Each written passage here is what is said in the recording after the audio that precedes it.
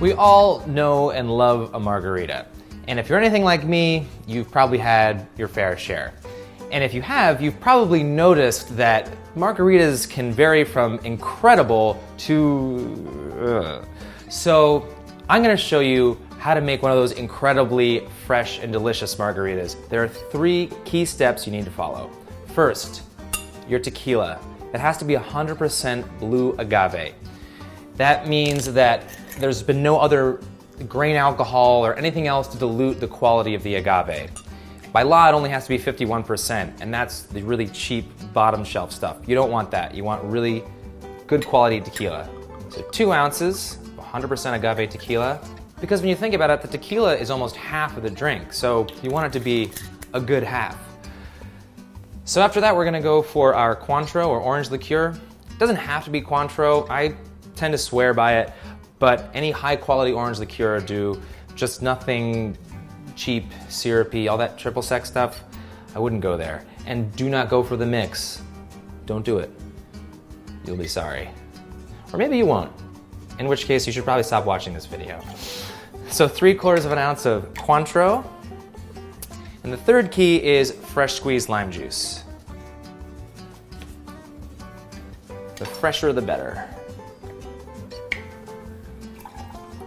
3/4 of an ounce of fresh squeezed lime juice, because I know you're making fresh juice.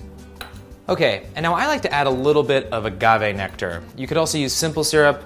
I think that it just rounds out the sharpness of the Cointreau a little bit. Cointreau is a beast. And again, if you want your margarita a little bit sweeter, they tend to make them sweeter here.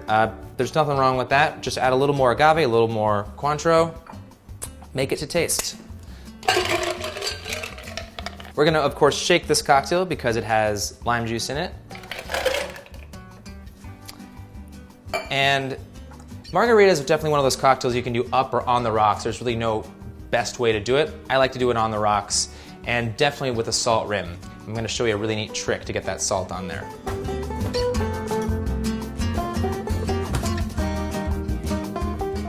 All right, so I have this chilling in the freezer, and now that it's frozen, when you take it out, as it warms up, you'll notice that condensation will start to form on the edge of the glass.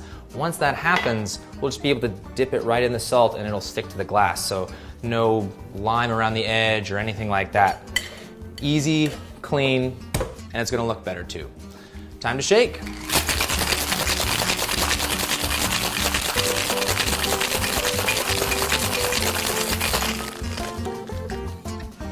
Okay. All right, let's see if this is ready for its salt rim.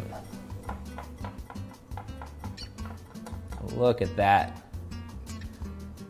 I only like to do half of the rim, just to give people an option of if maybe they don't want a mouthful of salt for one sip or something.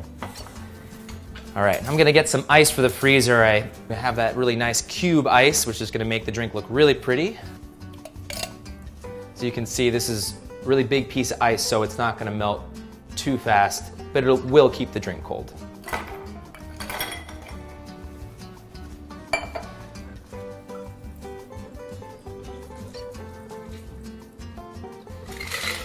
All right, and let's just finish this off with a nice slice of lime. I feel like a lime wheel just looks prettier than a lime wedge for some reason, but that's just me. And there you have it. It does not have to be a mystery any longer. That's how you make a classic margarita.